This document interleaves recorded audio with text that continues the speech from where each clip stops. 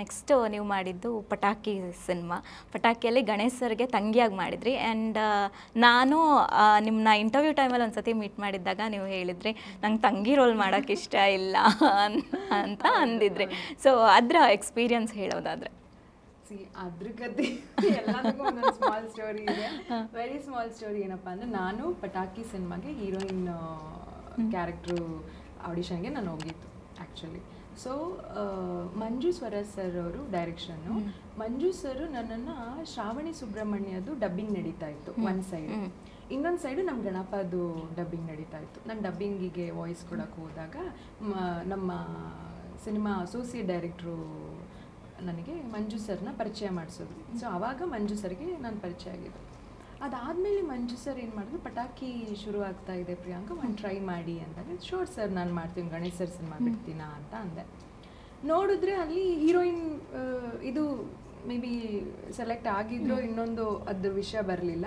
But Manju sir ಏನಂತ ಅಂದರು, ಪ್ರಿಯಾಂಕ ಈ ರೋಲ್ ತುಂಬ ಚೆನ್ನಾಗಿದೆ ಆ್ಯಂಡ್ ಡಮ್ ಆ್ಯಂಡ್ ಡಫ್ ಪರ್ಫಾರ್ಮೆನ್ಸ್ ಇರುತ್ತೆ. ಆಮೇಲೆ ಇಡೀ ಸಿನಿಮಾದಲ್ಲಿ ಆ ಒಂದು ಮನ್ವಿತಾ ಅನ್ನೋ ರೋಲು ಫುಲ್ ಕ್ಯಾರಿ ಆಗುತ್ತೆ.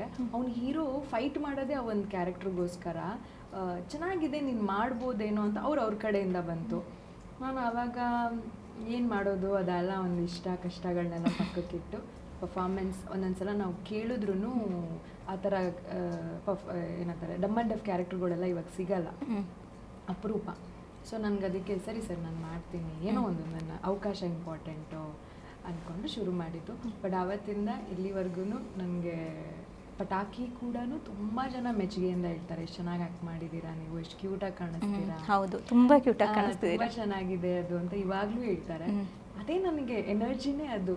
ಒಂದೊಂದು ಸಿನಿಮಾನು ಯಾರೋ ಒಂದು 4 ಜನ ಚೆನ್ನಾಗಿ ಮಾಡಿದ್ದೀರಾ ಅಂತ ಇವತ್ತಿಗೂ ಹೇಳ್ತಾರಲ್ಲ, ಅದೇ ನನ್ನ ನೆಕ್ಸ್ಟ್ ನಾಳೆಗೆ ಎನರ್ಜಿ ಅದು ಆ್ಯಕ್ಚುಲಿ. ಓಕೆ, ಗಣೇಶ್ ಸರ್ ಜೊತೆ ವರ್ಕ್ ಮಾಡಿದ ಎಕ್ಸ್ಪೀರಿಯನ್ಸ್, ಅವ್ರಿಗೆ ತಂಗಿಯಾಗಿ ಮಾಡಿದ್ರಿ. ಅಂದರೆ ನಾವು ಅಂದ್ಕೊಳ್ಳೋದು ಫಸ್ಟ್ ಹೀರೋಯಿನ್ ಆಗಿ ಲಾಂಚ್ ಆದರೂ ಯಾರೂ ಕೂಡ ನೆಕ್ಸ್ಟ್ ಇದಕ್ಕೆ ತಂಗಿಯಾಗಿ ಮಾಡೋದಕ್ಕೆ ಅಷ್ಟು ಈಸಿಯಾಗಿ ಒಪ್ಕೊಳ್ಳಲ್ಲ. ಅದರಲ್ಲಿ ನೀವು ಮಾಡಿದ್ದೀರಾ ಅಂತಂದರೆ ನನಗೆ ಅದು ಹೆಂಗೆ ನಾನು ಒಪ್ಕೊಂಡೋ ಗೊತ್ತಿಲ್ಲ, ಬಟ್ ಮಾಡಿಬಿಟ್ಟೆ. ಬಟ್ ಇವತ್ತು ಗಣೇಶ್ ಸರ್ ಎಲ್ಲರೂ ತುಂಬ ಸಲ ಸಿಕ್ಕಿಲ್ಲ, ಬಟ್ ಒಮ್ಮೆ ಮಾತ್ರ ನಾನು ಅರ್ಜುನ್ ಗೌಡ ಒಂದು ಟ್ರೇಲರ್ ಒಂದು ಲಾಂಚಿಂಗ್ ಟೈಮಲ್ಲಿ ಗಣೇಶ್ ಸರ್ ಬಂದಿತ್ತು. ಎಷ್ಟು ಪ್ರೀತಿಯಿಂದ ಪುಟ ಹೇಗಿದ್ಯಮ್ಮ ಅಂತ ಕೇಳಿದ್ರು. ಇಟ್ಸ್ ಸೋ ಕ್ಯೂಟ್ ಅನ್ನಿಸ್ದೆ, ಸಾಕು. ಕೆಲವೊಮ್ಮೆ ಏನು ಗೊತ್ತಾ, ನಮಗೆ ನಾವು ಅಲ್ಲೇ ಇರಬೇಕು, ಯಾವ ಥರ ಅಂತ ಆದರೂ ಪರವಾಗಿಲ್ಲ, ಆ ಪ್ರೀತಿ ಸಿಗುತ್ತಲ್ಲ, ದಟ್ಸ್ ಎನಫ್. ಯಾಕೆಂದರೆ ಪಟಾಕಿ ಮಾಡಿದೆ ಆವಾಗ 16ರಲ್ಲಿ. ಹೌದು. ಸೊ ನಾನು ಮೊನ್ನೆ 22 ಅಲ್ಲಿ ಸಿಕ್ಕಿದ್ದು ನಾನು. ಅದು ಗ್ಯಾಪಲ್ಲಿ ನಾನು ಸರ್ನ ಎಲ್ಲೂ ಸಿಕ್ಕಿಲ್ಲ, ನಂಗೆ ಅವಕಾಶನೂ ಸಿಗಲಿಲ್ಲ. ಯಾವ್ದಾರ ಫಂಕ್ಷನಲ್ಲಾದರೂ ಭೇಟಿ ಮಾಡೋಣ ಅಂದರೆ ಎಷ್ಟು ಚೆನ್ನಾಗಿ ಬಂದು ಅಷ್ಟು ಪ್ರೀತಿಯಿಂದ ಮಾತಾಡ್ಸಿದ್ರು, ಸಾಕಲ್ಲ ಅಷ್ಟು. ಹೌದು, ಅದನ್ನೇ ನನ್ನಲ್ಲಿ ಪಡೆದಿದ್ದು. ಬಟ್ ಗಣೇಶ್ ಸರ್ ಜೊತೆ ನೀವು ಆ್ಯಕ್ಟ್ ಮಾಡಬೇಕಾದ್ರೆ ನಮಗೆ 1 ನಿಮಿಷ ನಗ್ದಲ್ಲೇ ಇರೋಕ್ಕಾಗಲ್ಲ. ನಾನು ಅಷ್ಟು ನಗ್ತಾ ಇದ್ದೆ. ಅವ್ರು ಅಲ್ಲಿ ಕತೆ ಹೇಳ್ತಿದ್ದೆ, ನಾನು ಸುಮ್ಮನೆ ಕೂತ್ಕೊಂಡ್ರು, ನಾನು ಇಲ್ಲಿ ನಗ್ತಾ ಇದ್ದೆ. ಅವ್ರು ಏನಕ್ಕೆ ನಗ್ತಿದ್ಯಾ ಸರ್, ಕೇಳಿಸ್ಕೊಂಡೆ ಸರ್ ಅಂತಿದ್ದೆ ನಾನು. ಸೊ ಅಷ್ಟೇ ಕಾಮಿಡಿ ಮಾಡ್ತಾರೆ. ಓಕೆ, ಅದ್ರದ್ದು ಅಣ್ಣ ತಂಗಿ ಸಾಂಗ್ ಕೂಡ ತುಂಬ ವೈರಲ್ ಆದಂಥ ಸಾಂಗ್. ಅಷ್ಟೇ ಅಲ್ಲದೆ ಈಗಲೂ ರಕ್ಷಾಬಂಧನ ಏನಾದರೂ ಬಂತು ಅಂತಂದರೆ ಆ ಸಾಂಗ್ನ ಫುಲ್ ಎಲ್ಲ ಹಾಕ್ಕೊಂಡಿದ್ಮೇಲೆ ಏನು ಅನ್ಸುತ್ತೆ ಆ ಸಾಂಗ್ ಬಗ್ಗೆ? ಆ ಸಾಂಗ್ ಆ್ಯಕ್ಚುಲಿ ಆ ಸಿನಿಮಾದಲ್ಲಿ 4-5 ಸಾಂಗ್ ಇದೆ. ಅದರಲ್ಲಿ ಮನಸ್ಸೇ ಮನಸ್ಸೇ ತುಂಬ ಚೆನ್ನಾಗಿ ಟ್ರೆಂಡಿಂಗಲ್ಲಿರೋದು, ಸಂತೋಷ್ ವೆಂಕಿ ಅವರು ಹಾಡಿರೋದು. ಮತ್ತು ಲಿರಿಕ್ಸ್ ಕೂಡ ತುಂಬ ಚೆನ್ನಾಗಿದೆ. ಅದರ ಲೈನ್ಸ್ ಒಂದೊಂದು ಈವನ್ ನನ್ನ ಸ್ವಂತ ನನ್ನ ಅಣ್ಣ ಇದ್ದಾನಲ್ಲ, ನನಗೂ ನನ್ನ ಅಣ್ಣಂಗೂ ಸಂಬಂಧ ಪಡೋವಂಥ ಸಾಂಗ್ ಅದು. ಆ ಸಾಂಗಲ್ಲಿ ಪ್ರೀತಿನೂ ಇದೆ, ಬೈಯೋದು ಇದೆ. ಸೊ ತುಂಬ ಚೆನ್ನಾಗಿ ಈ ಜಗಳ ಆಡೋ ಅಣ್ಣ ತಂಗಿ ಅಕ್ಕ ತಮ್ಮಂದ್ರಿಗೆಲ್ಲ ಚೆನ್ನಾಗಿ ಅದು ಸೆಟ್ ಆಗುತ್ತೆ ಆ ಸಾಂಗ್. ಮೇ ಬಿ ಅದಕ್ಕೆ ಅದ್ರ ಮೇಲೆ ಅಷ್ಟು ಒಲವಿರ್ಬೋದೇನೋ ಆ ಲೈನ್ಸ್ಗಳ ಮೇಲೆ. ಕೋತಿಗೋಸ್ಕರ ಅಂತೆಲ್ಲ ಬರುತ್ತಲ್ಲ, ಅದು ಅದೊಂಥರ ಕೇಳೋಕ್ಕೆ ಚೆನ್ನಾಗಿದೆ.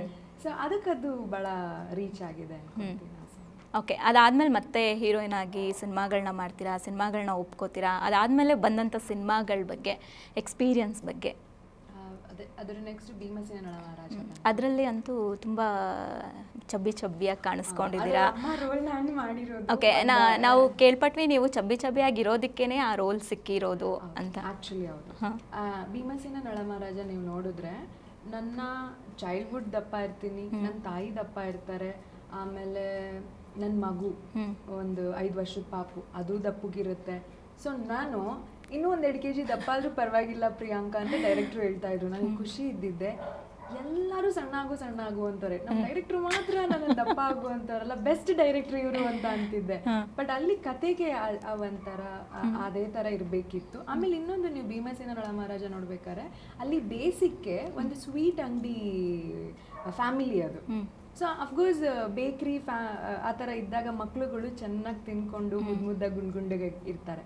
ಆ ಒಂದು ಲೈನಲ್ಲಿ ಇರೋದ್ರಿಂದ ಅದು ನನಗೆ ಸಿಗೋಕೆ ಅವಕಾಶ ಈಸಿ ಆಯಿತು. ಓಕೆ, ನಿಮ್ಮನ್ನ ಅಷ್ಟು ಕ್ಯಾರೆಕ್ಟ್ರಲ್ಲಿ ಬಂದಿರೋ ಎಲ್ರಿಗೂ ಕೂಡ ತುಂಬ ಒಂಥರ ಶಾಕಿಂಗ್ ಅನಿಸಿದ್ದು ಅರ್ಜುನ್ ಗೌಡದಲ್ಲಿ ನಿಮ್ಮ ಬೋಲ್ಡ್ ಕ್ಯಾರೆಕ್ಟರ್ಸ್ನ ನೋಡಿದಾಗ. ಸೊ ಬೋಲ್ಡ್ ಕ್ಯಾರೆಕ್ಟರ್ಸ್ ಬಗ್ಗೆ ಹೇಳೋದಾದರೆ, ಆ್ಯಂಡ್ ಅರ್ಜುನ್ ಗೌಡದಲ್ಲಿ ತುಂಬ ಬ್ಯೂಟಿಫುಲ್ ಆಗಿ ತುಂಬ ಬೋಲ್ಡಾಗಿ ಕಾಣಿಸ್ಕೊಂಡಿದ್ದೀರಾ. ಏನೇನು ರಿವ್ಯೂಸ್ಗಳು ಬಂತು, ನಿಮಗೆ ಪರ್ಸ್ನಲಿ ಏನು ಅನ್ನಿಸ್ತು ಅಂತ? ಆ್ಯಕ್ಚುಲಿ ಬೋಲ್ಡಾಗಿ ಮಾಡಿದ್ದೀನಿ, ಬಟ್ ನನಗೆ ಆ್ಯಕ್ಟ್ ಮಾಡಬೇಕಾದ್ರೆ ಏನು ಅಷ್ಟು ಅನ್ಕಂಫರ್ಟಬಲ್ ಫೀಲ್ ಆಗಲಿಲ್ಲ. ಯಾಕೆಂದರೆ ನಮ್ಮದು ನಾರ್ಮಲ್ ಲೈಫಲ್ಲೂ ನಾವು ಅಷ್ಟೇ, ಅಂದರೆ ತೀರಾ ಬೋಲ್ಡ್ ಇಲ್ಲ ಅಂದ್ರೂ ಒಂದು ಬೇಸಿಕ್ ಒಂದು ಮಾಡರ್ನ್ ಡ್ರೆಸ್ ಹಾಕ್ಕೊಳ್ತೀವಲ್ಲ, ಅಷ್ಟೇ ಇತ್ತು ಅರ್ಜುನ್ ಗೌಡದಲ್ಲಿ. ಆಮೇಲೆ ಅರ್ಜುನ್ ಗೌಡದಲ್ಲಿ ನನ್ನ ಕ್ಯಾರೆಕ್ಟ್ರು ಬಂದು ಆಲ್ಮೋಸ್ಟ್ ಫ್ಲ್ಯಾಶ್ ಬ್ಯಾಕ್ ರೀತಿಯಲ್ಲೇ ಬರುವಂಥದ್ದು, ಅವ್ರು ನೆನೆಸ್ಕೊಳ್ಳೋದು ನೆನಪುಗಳಲ್ಲೇ ಬರುವಂಥದ್ದು. ಸೊ ನನಗೇನು ಮುಜುಗರ ಆಗಲಿಲ್ಲ, ಕತೆಗೆ ಬೇಕಿತ್ತು. ಹೌದು, ನಾನು ಒಪ್ಕೊಂಡು ಮಾಡಿದ್ದು.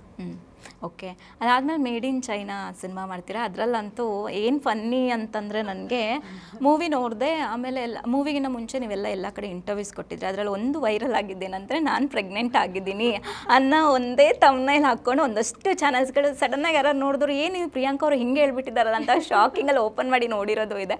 ಸೊ ಆ ಸಿನಿಮಾ ಬಗ್ಗೆ, ಆ ಇನ್ಸಿಡೆಂಟ್ಸ್ಗಳ ಬಗ್ಗೆ. ಮೇಡ್ ಇನ್ ಚೈನಾ ಬಂದು ಅದಕ್ಕೆ ಹೇಳ್ಬೇಕು ಅಂದರೆ, ನಮ್ಮ ಚಂದ್ರಶೇಖರ್ ಅವ್ರ ಪ್ರೊಡ್ಯೂಸರು, ಅವರು ಚಮ್ಮಕ್ಕು, ಬುದ್ಧಿವಂತ, ತುಂಬ ಒಳ್ಳೊಳ್ಳೆ ಸಿನಿಮಾ ಮಾಡಿದ್ದಾರೆ.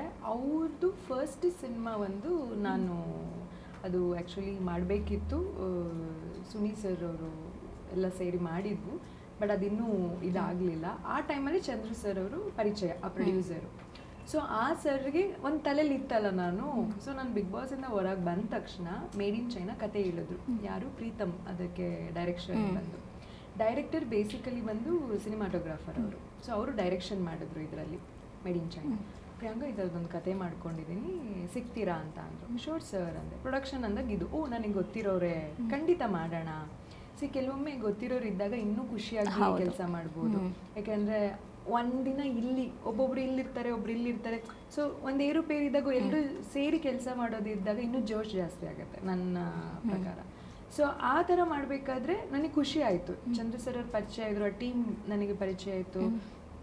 ಸೊ ಮೇಡ್ ಇನ್ ಚೈನಾ ಅಂತ ಅನ್ಬೇಕಾದ್ರೆ ಆ ಕ್ಯಾರೆಕ್ಟ್ರ್ ಹೇಳ್ಬೇಕಾದ್ರೆ ನಾನು ಸರ್ ಇದು ನಾನೇ ಮಾಡ್ತೇನೆ, ಬಿಕಾಸ್ ನಾನು ಇದೇ ಥರ ಹುಡ್ಕೋದು. ನನಗೆ ಏನಂದರೆ ಆ್ಯಕ್ಟ್ ಮಾಡಬೇಕು, ಆಮೇಲೆ ವಿಧವಾಗಿ ತೋರಿಸ್ಬೇಕು, ಎಲ್ಲ ಒಂದೇ ಥರ ಇರಬಾರ್ದು. ಆ್ಯಸ್ ಆರ್ಟಿಸ್ಟ್ ಆಗಿ ನಾನು ಕಣ್ಣು ಮುಚ್ಕೊಂಡು ಮಾಡ್ತೀನಿ.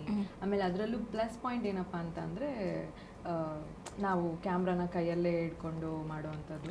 ಅದು ಮಲಯಾಳಮಲ್ಲಿ ಸರ್ಚಿಂಗ್ ಅಂತ ಬಂದಿದೆ, ಆಮೇಲೆ ಇಂಗ್ಲೀಷ್ ಮೂವಿಗಳಲ್ಲೂ ಬಂದಿದೆ. ಅದೊಂದು 2 ಮೂವಿಲಿ ವರ್ಚುವಲ್ ಮೂವಿ ಅಂತಲೇ ಅದನ್ನು ಕರೀತಾರೆ. ಸೊ ಅದು ಫಸ್ಟ್ ಕನ್ನಡದಲ್ಲಿ ಪ್ರಯತ್ನ ಪಟ್ಟಿದ್ದು ನಮ್ಮ ಟೀಮ್. ಅದರಲ್ಲೊಬ್ಳು ನಾನು ಪಾತ್ರಧಾರಿ ಆಗಿದ್ದೀನಿ ಅಂದಾಗ ನನಗೆ ಖುಷಿ ಇತ್ತು, ತುಂಬ ಇಷ್ಟಪಟ್ಟು ಕೆಲಸ ಮಾಡಿದೆ. ಇವನ್ ಸಿನಿಮಾ ನೋಡ್ಬೇಕಾದ್ರೂ ನನಗೆ ಸ್ಯಾಟಿಸ್ಫ್ಯಾಕ್ಷನ್ ಇತ್ತು, ತುಂಬ ಚೆನ್ನಾಗಿ ಮಾಡಿದ್ದೀವಿ ನಾವೆಲ್ಲ ಸೇರಿ ಅಂತ. ಎಸ್.